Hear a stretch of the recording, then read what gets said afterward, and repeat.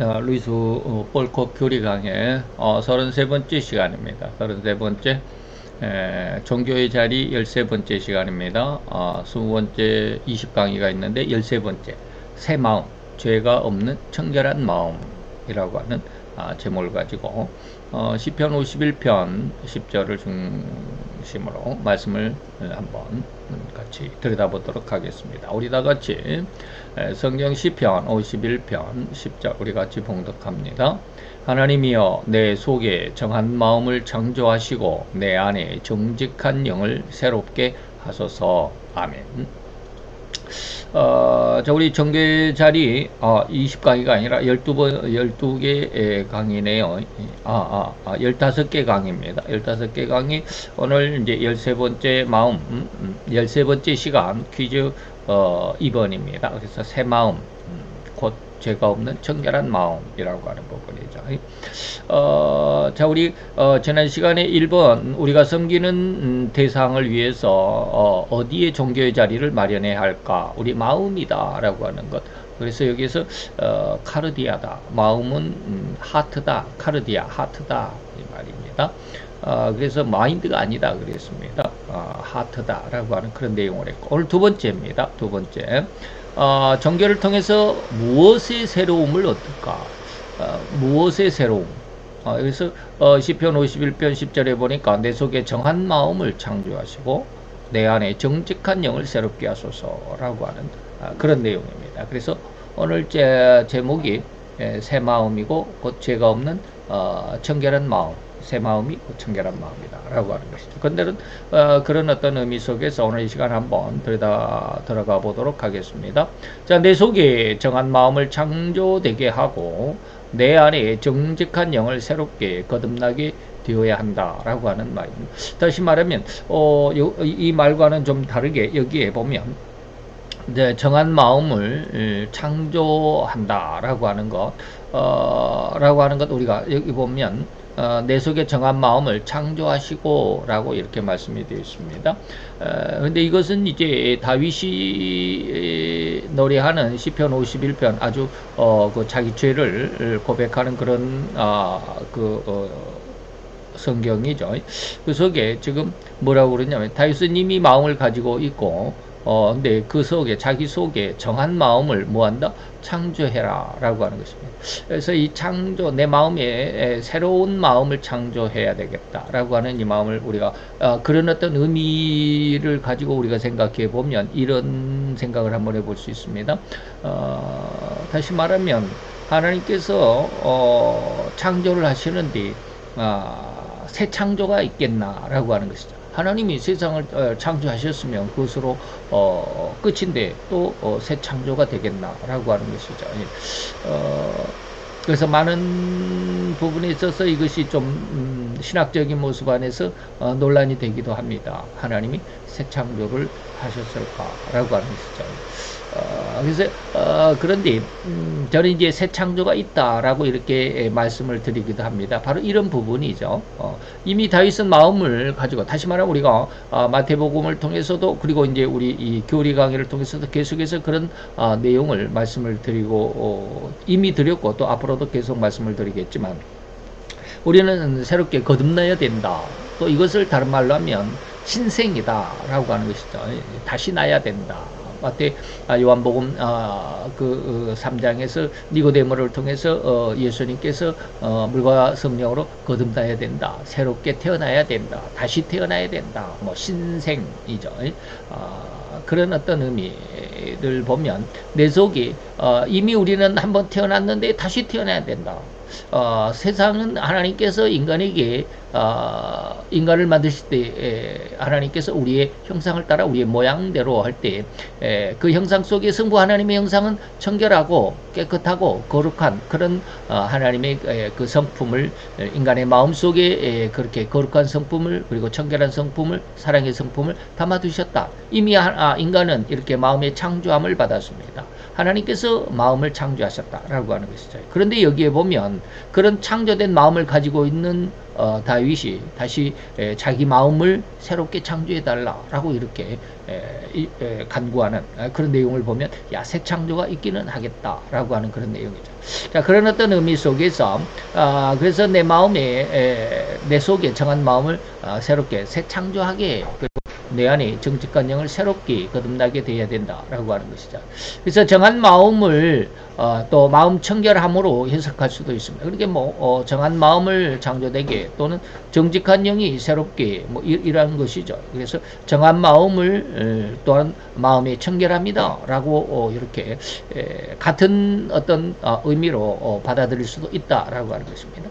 자, 이런 마음이 청결하면은 하나님이 가장 기뻐하시고 즐거워하시는 상태라고 해야만 하는데, 곧 하나님을 볼 수 있는 가장 귀한 마음이 뭐다? 청결한 마음이다. 라고 하는 마태오 5장 8절입니다. 마음이 청결한 자는 하나님을 볼 것이다. 우리가 왜 요즘에, 우리들은 하나님을 못 보나요? 우리 가끔 가다가 전도를 다니면 우리 전도 복음에 대해서 어긋거리는 어깃장을 놓는 그런 사람들이 종종 있습니다. 다시 말하면 우리가 전도를 할 때 하나님을 좀 보여달라.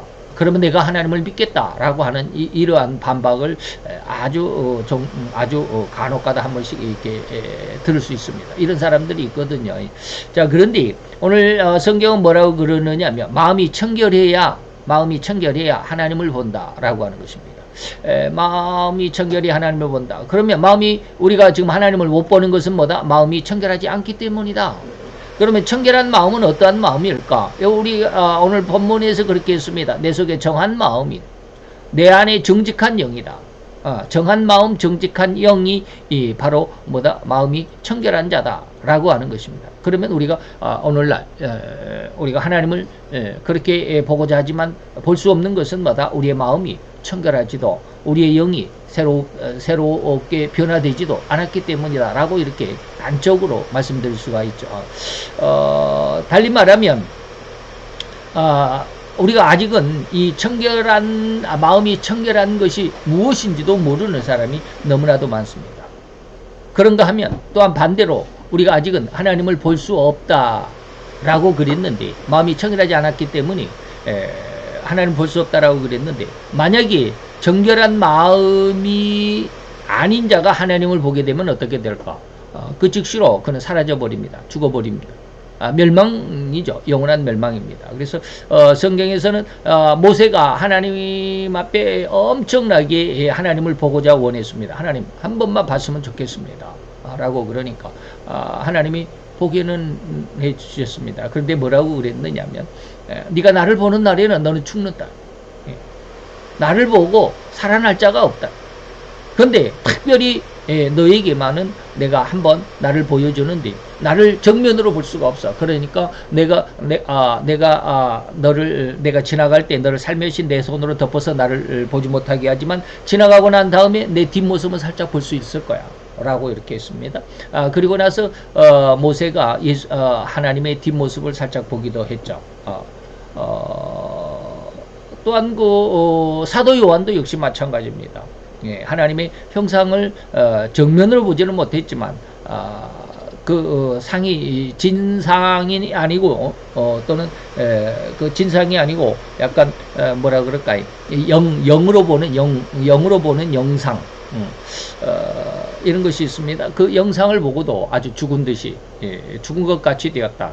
다니엘도 그러죠. 을레강변에서 하나님의 대리, 곧 예수님의 모습이죠. 하나님의 대리 모습을 보고도 그는 썩은 나무 토막처럼 내 속에 힘이 다 쏙 빠져버리더라. 그래서 죽은 자 같이 되었다라고 이렇게 고백하기도 합니다. 그래서 감히 하나님을 그냥 보여달라라고 이렇게 말하는 것은 아무것도 모르는 무지한 자의 그런 어떤 헛소리다라고 이렇게 말할 수 있죠. 그래서 그러나 마음이 청결해지면 하나님을 볼 것이다라고 그랬는데요. 마음이 청결한 게 무엇일까라고 하는 것입니다.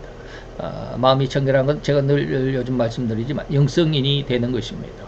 그 속에는 죄가 결코 틈탈 수가 없고 죄를 용납할 수도 없고 죄를 지을 수도 없는, 죄를 상상하기조차도 힘든, 생각조차도 못하는 그런 마음이 청결한 마음입니다. 하나님을 닮은 처음에 하나님께서 인간을 우리의 형상대로 우리의 모양대로라고 했을 때 그 형상 속에서 성부 하나님의 형상인 거룩하고 청결하고 사랑의 그 모습 그 자체를 회복하게 되면 바로 그것이 뭐다? 마음이 청결한 자다. 그런 의미를 가지고 있습니다. 자, 이러한 청결한 마음 또는 다른 말로 한다면 이 거룩한 마음이다 라고 이렇게 말할 수 있죠. 이런 것은 어떻게 얻을 수 있는가는 수없이 말씀드렸죠. 제가 지금 영성인에 대해서 잠시 말씀드린 그런 내용입니다. 곧 이런 정결한 마음 또 정결한 마음을 주님은 마태복음 5장 8절에서 5장 8절에서 말씀했습니다. 오늘 여기 5장 8절이죠. 그 8절의 부분만을 들여다본다면 절대로 이 청결한 마음을 얻는 방법이나 그 길을 이 8절만 가지고서는 어떻게 우리가 청결한 마음을 얻겠느냐 그 방법 그 길을 알아낼 수가 없다라는 것이죠. 이 5장 8절만 가지고서는 결코 알아낼 수가 없습니다. 그래서 오직 주님은 오늘 이 마음을 알려고 이 청결한 마음을 얻으려고 하면 3절부터 이 말이죠. 3절부터 다시 말하면 심령이 가난한 자는 이라고 시작했던 바로 그 부분에서부터 일곱 번째가 바로 여섯 번째가 청결한 자고 일곱 번째가 이제 그 화평케 하는 자는 하나님의 아들이다 라고 이렇게 말하는 것이 바로 일곱 번째 오늘 이것은 여섯 번째 은혜입니다. 그래서 오늘 주님은 산상순이라고 하는 부분의 전체를 세밀하고 우리가 깊은 통찰을 통해서만 통찰에 의해서만 얻을 수 있는 그 길, 그 방법이다. 어떤 길이고 어떤 방법? 마음이 청결함을 얻는 방법, 얻는 길이다 라고 하는 것입니다. 곧 우리는 이 주님이 산상수훈을 다른 말로 하자면 하나님의 자녀가 되는 자격, 그래서 일곱 번째가 하나님의 아들이라 일컬음을 받는다라고 했을 때 바로 그 하나님의 아들, 하나님의 자녀가 되는 자격 또는 그 과정이라고 말할 수 있습니다. 이것을 우리가 이해할 수 있어야만 합니다.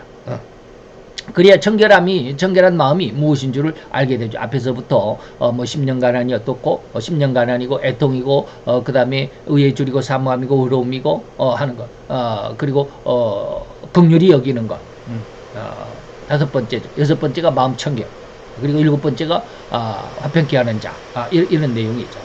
즉 3절에서 심령 가난해야만 천국을 얻는다라는 말씀이 주어졌죠. 그리고 이어지는 4절에서는 애통하는 자가 위로를 얻는다고 하셨음을 잘 이해할 수 있어야 합니다. 그런 내용에 대해서는 제가 너무나도 수없이 많이 말씀을 드렸습니다.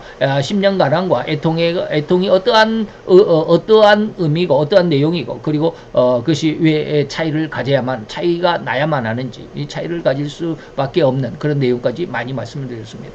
이 두 구절의 의미를 절대로 하나로 통합하여 이해한다거나 또는 그렇게 하나로 해석해서는 안 된다라는 사실을 누누이 말씀을 드렸죠. 상급이 천국과 위로로 다른데 어떻게 하나로 같이 생각할 수 또 해석할 수 있겠나 이 말입니다. 그래서 심령 가난은 천국이고 애통은 위로가 되는 상급도 틀리고 앞에 전제도 틀리고 심령 가난과 애통이라는 전제가 틀린데 어떻게 하나로 해석할 수 있겠나 이 말이죠. 그래서 이 두 가지는 전혀 다른 의미고 하나님의 아들이 되어가는 과정에서 절대로 간과해서는 지나쳐버려서는 안 될 경험이고 과정임을 밝혔습니다. 성도들에게 이 심령 가난과 애통은 반드시 거쳐야만 하는 경험이어야 되고 체험이 돼야 되고 그런 과정이다라고 하는 것 이미 많이 말씀을 드렸습니다. 그 심령 가난은 인간이 신자가 되는 그 순간 그 이 심령 가난의 직전까지는 모든 죄악 과거의 모든 죄를 예수님이 그 십자가의 대속인 그 보혈로 씻음을 또 다시 말하면 이 보혈로 씻는다라는 것을 회개라고 하는데 이 회개함으로 주님의 상급인 천국을 얻는 하나님의 자녀가 되는 첫걸음이라는 사실이고 그 다음 애통이라고 하는 것은 천국의 자녀가 된 신자가 다시 말하면 심령 가난을 지나면서 천국의 하나님의 자녀가 되는 이런 자녀가 된 신자가 이제는 신앙생활 속에서 이러저러한 삶의 현장 속에서 각가지 다닥치는 일들로 인해서 때로는 넘어질 수도 있고 상처를 입을 수도 있을 텐데 이미 예수 십자가 대속의 보혈로 씻김을 받아 구원된 천국의 자녀라 할지라도 여전히 죄악의 종된 모습을 감출 수 없음을 깨닫게 되는데 이를 우리는 죄를 지을 수밖에 없는 인간의 그 심성 다시 말하면 죄성이다 라고 이렇게 말씀을 드렸습니다. 이 죄성을 깨닫게 되는 신앙의 성장이 바로 뭐다? 애통이다. 10년 가난에서는 이 죄성을 결코 깨달을 수가 없다라는 말씀까지 드렸습니다. 그래서 이 죄성을 이제 하나님께 회개하고 다시 말하면 보혜사 성령이 오셔서 죄에 대해서 책망할 때 바로 이 죄성을 책망하신다 이 말입니다. 예수님의 그 십자가에서는 10년 가난은 이 죄성이 아니라 지금까지 과거의 이 말이죠. 모든 죄, 예수를 믿는 바로 10년 가난 직전까지의 모든 죄와 과거의 모든 죄를 용서받는 그런 은혜고요. 애통이라고 하는 것은 바로 이 죄를 지을 수밖에 없는 인간의 죄성, 이 죄성을 하나님께 회개하고 철저하게 울며불며 회개하는 상황을 애통이다라고 이렇게 말씀을 드렸었습니다. 이 애통을 하나님께 이 애통의 은혜를 받고는 이제 다시는 죄로 인해서 고통하거나 힘들어할 수도 없는 이 말이죠. 힘들어하지도 않는 그런 은혜가 바로 이 애통입니다. 이 은혜가 바로 상급인 위로다. 너는 이제 다시는 죄 때문에 울지 않을 거고, 죄 때문에 네 마음이 울그락불그락 좌충우돌하고 그냥 올라갔다 내려갔다 뭐 그러지 않을 거야. 라고 하는 게 바로 뭐다? 위로다. 그 위로라고 하는 것은 내가 네 마음속에 천국을 주었어. 이런 뜻입니다. 천국을 줬으니까 그 어떠한 것에도 우리는 혈기가 나올 수가 없습니다. 쉽게 말하면 이 애통으로 인해서 우리의 죄성이 사라졌다. 이 죄성을 다른 말로 우리가 아는 다른 말로 하면 뭐다?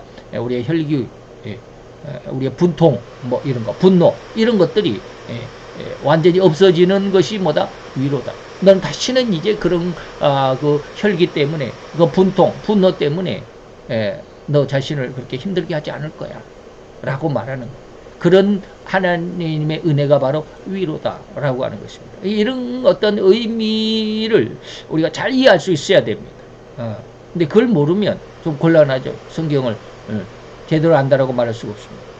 자, 이제 다시는 이 위로를 받은 신자에게는 세상의 것들로 인해서 울며 불며 울퉁불퉁 좌충우돌하는 이 안타까운 모습을 보일 수 없는 이 말이에요. 성숙한 신자로 성장했다라는 것입니다. 그래서 이후의 모든 은혜는 다시 말하면 이제 애통으로 지나서 이제 세 번째가 뭡니까? 온유한 자. 이게 온유함부터는 애통을 지나서 온유함부터 이제 하나님의 자녀가 되는 나머지 5개 은혜가 진실로 죄가 없기에 넉넉히 세상이 방해하거나 공격하는 모든 시험거리라 할지라도 오로지 하나님의 은혜와 사랑의 마음으로 대처하여 이겨내는 신앙인이 되는 것이다. 자, 그런데 또 다른 하나의 은혜와 사랑의 방식을 우리가 한번 들여다본다면 10년 가난이라는 은혜와 축복은 절대로 예수 십자가의 대속의 은혜로 이제 조금 아까 말씀드렸던 것을 다시 한번 보충해 드립니다. 예수 십자가의 대속의 보혈로만 가능한 것이 뭐다? 10년 가난이다. 반면에 애통은 절대로 보혜사 위로의 성령님의 사역일 뿐이다. 다시 말하면 예수의 십자가와는 절대로 관련이 없습니다. 늘 말씀드리죠. 예수님의 십자가의 은혜, 다시 말해 10년 가난의 은혜에 있어서는 우리의 죄성을 건드릴 수조차 없다. 우리 죄성에 대해서는 전혀 무관합니다. 구원을 받는 은혜. 단지 예수님의 십자가의 이 은혜는 뭐다? 구원의 은혜다. 구원의 은혜다. 그리고 애통의 은혜는 뭐다? 애통, 성령 하나님, 보혜사 위로의 성령님의 3대 책망에 의해서 주어지는 은혜가 바로 애통이고, 이 애통의 은혜가 바로 우리의 죄성을 해결하는, 다시는 죄와 사망의 법에서 해방되는 그런 은혜가 바로 이 애통입니다. 자, 이것은 삼위일체 하나님이 되시는 하나님의 사역의 분담에 해당합니다. 그래서 예수님의 십자가의 사역과 보혜사 위로의 성령님의 3대 책망의 사역이 전혀 다르다. 이 분담이다. 하나님의 사역의 분담이다. 라고 이렇게 말씀을 드렸습니다. 예수님의 재림에 대해서 예수님은 절대로 자기 재림에 대한 시기, 내가 언제 재림할 것인가 그 시기인데도 알지 못한다라고 선언을 했습니다. 그래서 마태 24장 36절에 보니까 그런데 그날과 그때, 언제 그날과 그때가 뭐예요? 예수님의 재림의 날, 예수님의 재림의 때. 이것은 아무도 모르나니 하늘의 천사들도 그리고 아들인 자기 자신도 자기 자신도 모르고 오직 아버지만 아신다. 그러면 진짜로 예수님조차도 모르는 것이란 말이냐? 예수님도 모른단 말이냐? 아닙니다. 예수님이 모르면 뭐요? 전지함이 흐트러져 버리죠. 깨져버리는 겁니다. 전지함이 깨져버리는 거예요. 예수님 모른다고 그랬는데, 자기도 모른다고 그랬는데, 자기 스스로가 나 몰라 라고 그랬으면 예수님 지금 거짓말하는 거야? 그런 얘기를 지금 그런 의미를 여러분들에게 설명해 드리는 것입니다. 자, 지금 진짜로 예수님조차도 자기 재림의 날짜를 모르는 것이냐? 아니라 아니야. 그러면 그 뜻이 뭐야? 아버지의 권한이 있기 때문에 아들일지라도 섣불리 입 밖에 내뱉어서는 안 되는 그 한계의 범주, 사역의 구분이다. 사역의 구분이요. 한계의 범주라는 그 의미를 깨달을 수 있어야만 합니다. 또 만약 여기서 예수님이 자기 재림 날짜를 모른다면 이는 삼일째 하나님의 특성 중에서 전지하지 모든 것을 아신다라는 성품에 완벽하게 어긋나고 흠이 되는 성품이 아니겠는가. 이 삼위일체다. 성부 하나님도 성자 예수님도 한 하나님이다라고 한다면 성부 하나님은 아시는데 다 아는데 성자 예수님은 자기 재림 날짜를 모르는 것이 있잖아. 그러면 전지하심이냐? 모르는 게 있는데 전지가 아니죠. 모든 것 전지라는 것은 뭐예요? 모두 전자 알지자 모두 안다. 근데 자기 재림 날짜를 모르면 아는 거 전지하심에 해가 되고 흠이 되고 그러면 이 삼위일체 교리가 깨져버리죠. 그래서 삼위일체는 동일 성품이 다 똑같아. 성부나 성자나 성령이나 성품은 똑같아. 그리고 권능도 똑같아. 성부의 권능이나 성자의 권능이나 성령님의 권능이 똑같다 이 말입니다. 동일 권능이라면서. 그러면 성부 하나님의 독생자라고 하면서 어찌 모르는 것이 있겠는가? 이는 절대로 성부는 전지하지만 성자는 전지할 수가 없으니까 어찌 삼위일체가 맞겠나 이 말이에요.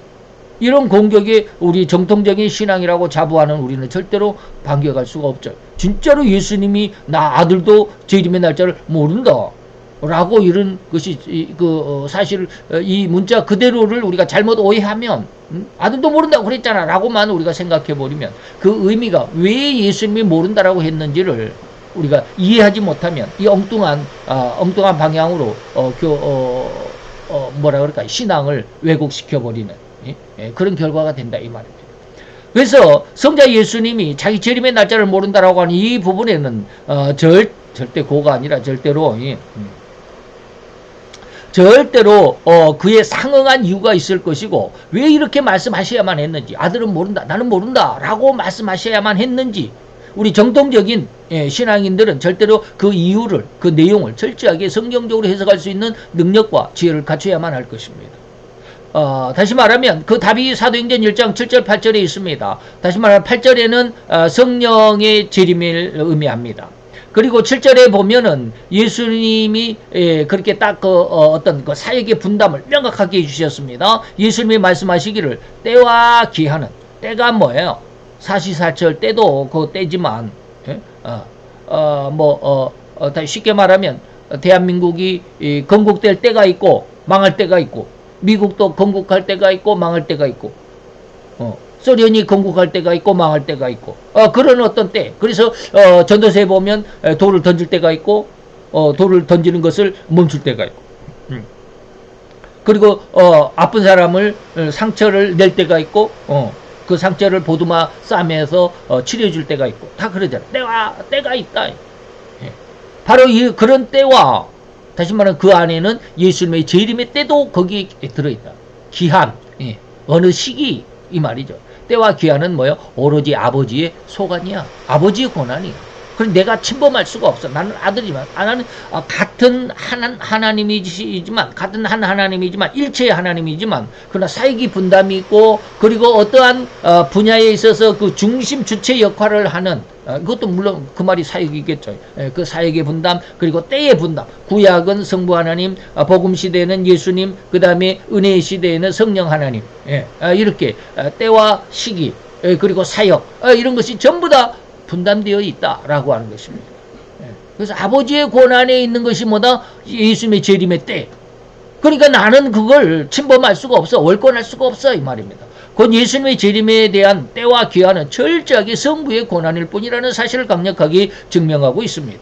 그래서 비록 모든 비밀과 그 날짜까지를 완벽하게 알고 있는 아들일지라도 절대로 안다고 떠벌리는 것은 아버지의 권한에 월권하는 일이 되기 때문에 절대로 섣불리 발설해서는 안 된다라는 삼일째 하나님의 철저한 유기적이고 분담적인 사역의 은혜일 뿐입니다. 다시 말하면 한 예를 들어서 이 말이 잘 이해가 안 된다면 한 예를 들어볼게요. 아버지가 회사에서 발령을 받아서 멀리 이제 서울에 계시다가 부산으로 이사를 가야만 합니다. 혼자 가면 좋은데 가족이 이제 다 가고자 한다 이 말이에요. 그래서 지금 서울에 살고 있는 집을 팔기로 가족회의를 통해서 결정을 했습니다. 그러면 가족은 다 알까요? 모를까요? 다 알고 있습니다. 아들도 알고 아내도 알고 뭐 딸도 알고 다 압니다. 이거 다 알고 있어요. 그래서 가족 모두가 집을 판다는 사실을 알고는 있는데 한때 아버지가 이제 출타를 해가지고 밖에 이제 나가셔가지고 집안에 지금 안 계시는 상황 속에서 부동산 업자가 중개사가 집을 사겠다라는 사람과 함께 찾아와서 집을 계약하자고 한다면 아들이 마치 그때 집에 있었는데 아들의 처지에서 아버지의 인감도장을 가져와서 계약서를 작성할 수 있겠냐 이 말이에요. 그 계약이 온전할까? 그 계약이 진짜로 성립될까? 안 됩니다. 우리도 뭐 카드를 사용하면 사인을 하죠. 금액에다가 사인을 합니다. 근데 그 사인이 만약에 자기 본인의 사인이 아니고 다른 사람이 카드를 가지고 가서 다른 사람이 내 카드를 가지고 그 사람이 내 사인을 모르니까 자기 마음대로 사인을 했다. 그러면 어떻게 돼요? 우리가 그것을 어필할 수 있습니다. 카드사에 이건 내 사인이 아니지 않느냐? 내 사인은 이 카드에 정확히 보면 이렇게 생겼는데 지금 거기에 있는 영수증의 사인은 내 사인과 다르지 않느냐? 그러니까 내가 한 게 내가 그때 그 당시에 그것을 카드로 내가 쓴 게 아니야. 누군가 내 카드를 도용해서 쓴 거야. 그러니까 나는 책임이 없어라고 우리가 어필을 하게 되면 카드사는 그 책임을 져야 됩니다. 그래서 내가 그 돈을 물어주지 않아도 돼. 바로 이와 같은 것이죠. 아들이 계약서에 아버지의 도장을 가지고 왔다? 이거 곤란하죠. 그래서 지금, 우리나라의 윤 대통령의 그 탄핵 사건이 바로 그거죠. 윤 대통령을, 감옥에, 구속시킨 것이 뭐예요? 구속한 그 영장이 기가 막힌 영장이었죠. 예. 그 원래는 대통령 사저를 지키는 그 경호단이 있습니다. 경호단이 이 대통령의 관절을 허락해 뭡니까 이 조사하거나 아니면은 그걸 뭐라고 그럽니까 수색에도 좋다라는 허락을 해야만 대통령 관저에 들어갈 수 있습니다.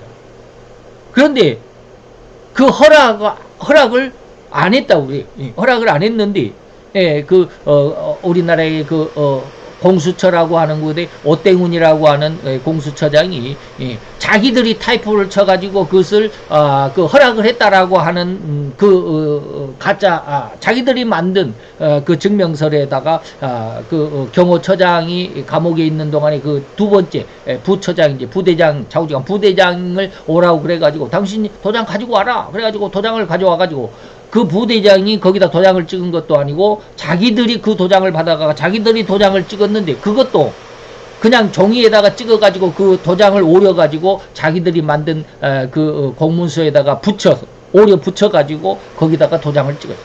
그런 엉뚱한 그런 어떤 법 집행서를 가지고 말이죠. 대통령을 체포해가고 그게 올바른 체포 영장이냐, 이 말이에요. 그게 아니에요. 그 명백히 따져야 되고, 그 책임을 물어야 됩니다. 저는, 일반적인 상식에서도 우리가 그것은, 그런 어떤 체포 영장이 어디가 있어요. 바로 이런 것이죠. 아들의 처지에서는 아버지의 도장을 가져와서, 그 계약서에 도장을 찍을 수가 없습니다. 그래서는 안 됩니다. 그 계약은 성립될 수가 없다라고 하는 거예요. 절대로 안 됩니다. 절대로 아들이 집을 판다는 사실을 아주 잘 알고 있을지라도 아들은 절대로 집을 매매하는 계약서에 도장을 찍을 수가 없습니다. 단지 아들은 이렇게 말해야만 합니다.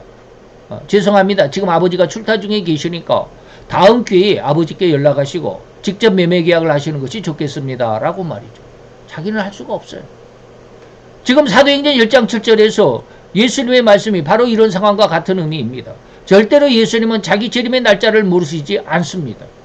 이것은 마태복음 24장 15절에 그 비밀을 분명하게 알려주셨습니다. 마태복음 24장 15절. 이것이 전 3년 반과 후 3년 반의 아주 명확한 구분이 되는 바로 그날입니다. 그래서 예수님이 분명히 그렇게 이야기했습니다. 너희가 선지자 다니엘의 말한 바, 다시 말하면 내가 750년 전에 다니엘한테 다 이야기를 해줬어. 그래서 다니엘이 지금 다 기록해 놨어. 너희들이 그 다니엘이 말한 바, 다시 말하면 다니엘이 기록해 놓은 그 다니엘서를 잘 연구해보고 깊이 묵상해보고 기도하고 그 말씀을 알고자 하나님 앞에 간구한다면 알 수 있을 거야. 근데 다니엘이 뭐라고 말했는지 쉽게 말해줄까 이 말이에요. 멸망에 가증한 것이 거룩한 곳에 선 것을 보거든 그때 그 다니엘서를 읽는 자는 깨달을 수 있어 라고 이렇게 말합니다. 그때 이것이 뭘 깨달아요 임마요. 이 멸망에 가증한 것이 거룩한 곳에 선 것을 본다라는 것이 무엇을 의미하느냐. 다니엘서를 읽어보면 안다. 다니엘서 9장에 읽어보면 압니다. 여기서 5, 600년이라고 그랬는데 750년 전입니다. 750여 년.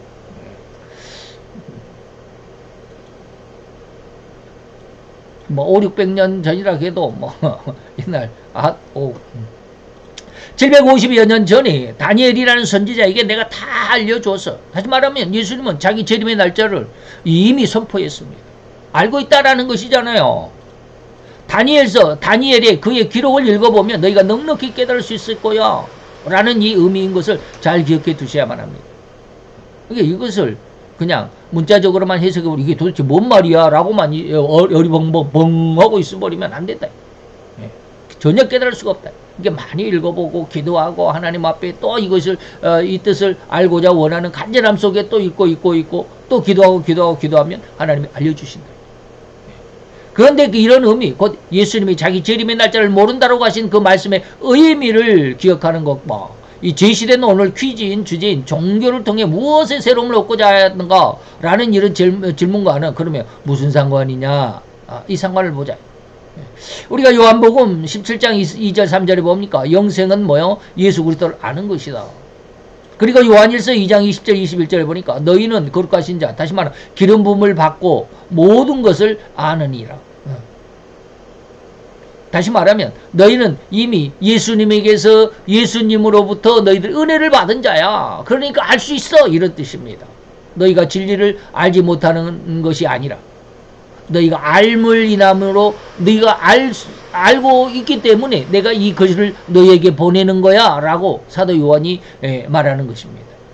그 거룩하신 하나님으로부터 기름 부음을 받은 자, 다른 말로 하면 영생을 얻은 자, 성도들이죠. 이 성도들은 그들의 심성에 예수 그리스도를 정확하게 알게 되었다라고 할 수 있는 이러한 구절인데, 이렇듯 예수를 알 수 있는 심성은 절대로 그 심성이나 영이 새롭게 변화를 받은 자뿐이다 라는 이 사실을 우리가 이해할 수 있어요. 왜 예수를 믿는 자는 이것을 알 수 있을까? 이것은 그 심성이나 영이 새롭게 변화를 받았기 때문에 그래. 이것이 바로 고린도후서 6장 14, 6절에 바로 우리가 거듭났구나, 영과 마음이 새롭게 되었구나 라는 것을 밝혀주는 것입니다. 너희는 뭐야? 믿지 않은 자와 멍에를 같이 하지 말라. 의와 불법이 어찌 함께하며 빛과 어둠이 어찌 같이 사귈 수 있냐? 너는 그들과 함께 어둠과 불법과 너희는 이제는 상관이 없어. 그리스도와 벨리알이 함께 할 수 없는, 조화되지 않는 것처럼 이 말이에요. 믿는 자와 믿지 않는 자가 어찌 어찌 조화를 이루겠느냐? 조화를 이루지 못한다. 하나님의 성전과 우상이 어찌 일치가 되겠느냐? 이건 절대로 구분되어야만 되는 거 아니냐? 너희들은 이미 하나님의 은혜로 예수 그리스도로 말미암아 너희들이 심성, 너희들의 마음이나 너희들의 영이 새롭게 되었기 때문에, 변화를 받았기 때문에 너희들은 하나님의 뜻을 알 수 있는 존재. 그러니 세상과 함께하지 말라. 그 죄와 하나님은 절대로 함께할 수 없음을 모르는 신자는 없을 것입니다. 진리의 의미가 그렇듯 예수를 알고 있는 심성, 예수를 그리스도로 믿는 그 심성에 어찌 죄악이 함께할 수 있겠는가? 그러나 이 말을 절대로 의해서는 안 됩니다. 철저하고 명확하게 구분할 수 있는 진리와 그 은혜와 하나님의 지혜를 얻는 가장 현명하고 지혜로운 성도로 성장해야만 할 것입니다. 그래서 어떻게 성장? 베드로후서 1장 4절로 17절. 쉽게 말하면 이제 15절로 18절까지 내용을 17절까지 내용을 보면 너희가 더욱 힘써라. 뭐에 힘쓰냐? 믿음을 가져야 하고 믿음의 덕을 가져야 하고 덕에는 지식을 가져야 되고 지식에는 절제, 절제는 인내, 인내는 경건, 경건은 형제우애, 형제우애는 사랑을 공고하라라고 하는 이 8가지 이 8가지 은혜에 더욱 깊이 성장해야만 하고 성장할 수 있어야 된다. 이런 절대적인 신적인 지식, 진리의 지혜를 얻는다라고 한다면 죄와 하나님이 어때로 함께할 수 없다라는 이 사실을 이해할 수 있을 것입니다. 그 사도 바울이 이 고통의 외침과 절대로 정확히 분별하여 이해할 수 있고 하나님을 믿는 진정한 믿음을 올곧은 믿음을 얻게 될 것입니다. 다시 말하면 로마서 7장 거의 마지막 부분이죠. 마지막 부분입니다. 16절로 24절까지 오라 나는 공고한 사람이로다. 24절 마지막에 이 사망에서 누가 나를 건져낼 것인가 라고 하는 이런 내용도 내 속에 있는 죄를 바라볼 수 있는 내 속에 거하는 이 죄를 바라볼 수 있는 그런 은혜를 여러분들 얻기를 바랍니다.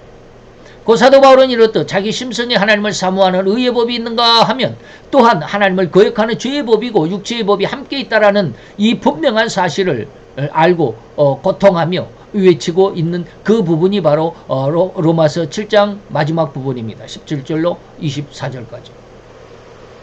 자, 그러면 진실로 앞에서 설명한 죄와 하나님은 함께할 수 없다라는 내용과 전혀 상반되는 것이니 이는 절대로 잘못이라고 생각할 수밖에 없을 것이라는 말입니다. 그런데 이는 절대로 상반되는 의미가 아니라 다시 말하면 지금 여기 우리 이 성도 속에 말이죠. 성도의 마음 속에 하나님을 사모하는 의의 법이 있는가 하면 또 하나님을 거역하는 죄의 법, 육체의 법이 함께 있다고 그랬는데 지금 죄와 앞에서 보니까 뭐라고 그랬습니까? 죄와 벨리알이 죄와 그리스도와 벨리알이 어찌 함께 있을 수 있고 하나님의 성전과 우상이 어찌 함께 있을 수 있느냐 이런 말과 지금 뭐야 그 말이 왜 앞에서는 이렇게 함께 할 수 없다고 그래놓고는 또 사도 바울은 죄의 법과 하나님의 법이 같이 있다고 그러네. 그러면 이게 뭐 어떤 것이 맞는 거야 라고 이런 말이죠. 이런 죄와 하나님을 함께 할 수 없다라는 내용과 이건 함께 하고 있는데 그런 함께 할 수 없다라는 내용과 전혀 상반되는 거야. 반대가 아니야. 그러니까 잘못된 잘못이잖아. 내가 지금 말하는 게 앞에서 다르고 뒤에서 다르고 이렇게 생각할 수 있겠다. 그러나 그러지 않는다. 그런데 이는 절대로 상반되는 의미가 아니라 신앙의 절대적인 과정에서 일어나는 진정한 신앙으로 성장하는 단계요 과정이라는 것을 이해할 수 있어야만 합니다. 지금 이 말씀 로마서의 이 말씀은 과정입니다. 우리는 아직 성장하는 이 과정 중에는 성장하는 과정 다시 말하면 우리가 아까 말했습니다. 앞에서 10년간하는 과거의 죄를 회개하는 것이고 용서받는 것이고 그리고 애통이라고 하는 것은 내 속에 있는 죄성을 회개하는 것이다. 죄성을 회개할 때 바로 이런 상황이 나타나는 겁니다. 말때 로마서 7장 16절로 24절에 이런 내용이 애통하는 과정 속에 그것을 이렇게 쫙 펼쳐서 그것을 또 세밀하게 말하면 이런 내용이 바로 애통하는 마음의 심정, 그 회개하는 심정. 하지만 내 속에 죄성이 있다라는 것을 알게 되는 것이 애통이다라고 그랬는데 내 속에 거하는 죄가 깨달아지더라. 이것을 보고 뭐야? 나오라 나는 공고한 사람이다 라고 이렇게 애통하는 거야. 이건 과정이에요. 우리가 성장하는 과정이에요. 성장해 놓으면 그리스도와 벨리알이 전혀 결코 함께 할 수가 없다라고 하는 이 말이 절대적이다. 어디 있습니까? 예. 그리스도와 벨리알이 조화될 수가 없어. 하나님의 성전과 우상이 일치할 수가 없어. 함께 할 수가 없어. 예. 그런 건 과정과 결과라는 것을 이해할 수 있어야 합니다. 그러면 진실로 앞에서 설명한 죄와 하나님은 함께할 수 없다라는 이 내용과 전혀 상반되는 것이 이거는 겠죠. 그런데 이는 절대로 상반되는 것이 아니라 신앙의 절대적인 과정에서 일어나는 진정한 신앙으로의 성장하는 과정, 성장하는 단계라고 이해할 수 있기를 바랍니다. 즉 이러한 죄에 대한 심각하고도 철저한 회개로 인해서만 오직 정결하고 거룩한 심성, 다시 말하면 거룩한 영을 소유하게 된다라는 그런 의미입니다. 이때에는 비로소 죄는 그를 범접하지도 만지지도 못한다. 그래서 앞에서 10년가량과 애통이 절대로 중요하며 반드시 이 두 과정을 통과해야만 한다라고 강력하게 말씀을 드린 것이었습니다. 그 종교라는 측면에서 인간이 얻어야만 하고 얻을 수 있는 가장 귀한 축복, 장점이라고 한다면 절대로 인간이 모든 죄악으로부터 청결함을 얻는 가장 인격적인 존재고 가장 올바르고 가장 올곧은 성품으로 회귀하는, 다시 말하면 부활하는 이런 뜻이죠. 그러한 성품이고 인격이고 신앙의 성장이라고 할 수 있는 전인격적인 부활이라고 해도 될 만한 성품의 존재로 거듭난다라는 의미가 바로 오늘 본문의 말씀입니다. 그래서 로마서 8장 2절에 로마서 7장 16절로 24절까지 그리고 25절에는 그리스도 예수 안에서 하나님 앞에 내가 감사할 거야 라고 하는 게 25절이고 그리고 8장으로 넘어옵니다. 그래서 예수 그리스도 안에서는 결코 정죄함이 없다라는 게 8장 1절입니다. 그러면서 2절이 이는 그리스도 예수 안에 있는 생명의 성령의 법이 너를 죄와 사망의 법에서 너를 해방했어. 이것이 영성의 다시는 죄와 사망의 법을 생각하지도 상상할 수도 함께 할 수도 없는 그런 성품으로 변화되었고 성장했다. 그래서 로마서 8장 1절을 뒤에다 놓았습니다. 그러므로 이제 그리스도 예수 안에 있는 자에게는 결코 정죄하며 다시는 죄와 함께 할 수가 없어요. 그리스도와 벨리알이 함께 할 수 없는 것처럼. 이러한 신앙의 모습, 오늘 우리가 신앙의 성장 속에서